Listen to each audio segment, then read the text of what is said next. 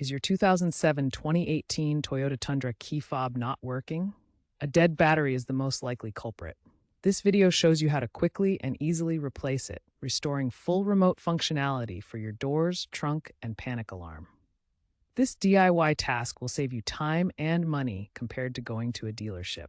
Your Tundra key fob uses a CR2032 3-volt lithium coin battery. It's crucial to use this specific type. The CR2032 has a diameter of 20 millimeters and thickness of 3.2 millimeters, providing exactly 3 volts of power. These batteries are inexpensive, costing between $2 and $5, and are readily available at most drugstores, supermarkets, and online retailers. Avoid using similar but incorrect sizes like CR2025, which won't fit properly and could damage your key fob. You only need one simple tool for this job: a small flathead screwdriver or a plastic pry tool. The plastic tool is recommended to prevent scratches on your key fob casing. Additionally, have your new CR2032 battery ready to install.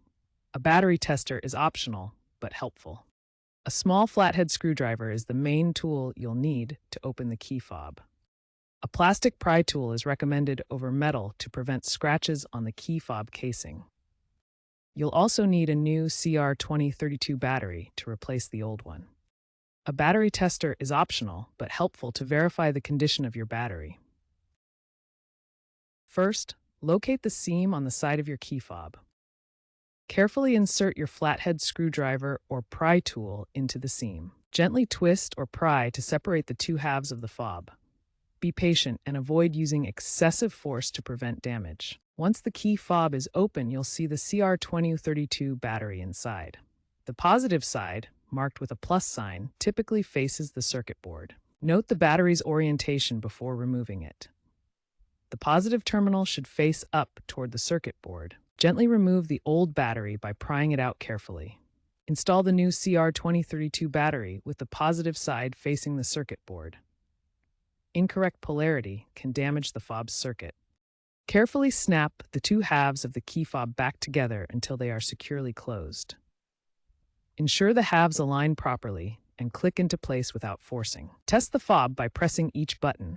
The fob should flash its LED light, or your vehicle should respond by locking or unlocking the doors. If the fob doesn't work, double-check that the battery is installed with correct polarity, positive side up against the circuit board. If your key fob still doesn't work after replacing the battery, it may need to be reprogrammed.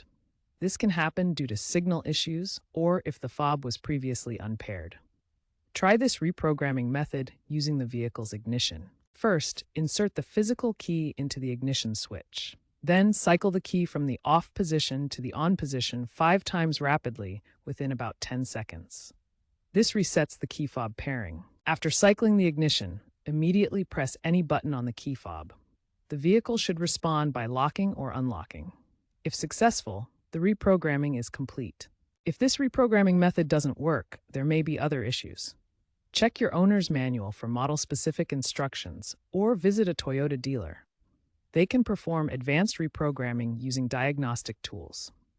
These important tips and considerations will help you maintain your key fob properly and safely. Always dispose of old lithium batteries responsibly by recycling them at designated electronics drop-off locations. Consider using premium batteries like Duracell or Energizer for longer life. Be aware of potential counterfeit batteries, which can be unreliable or even dangerous.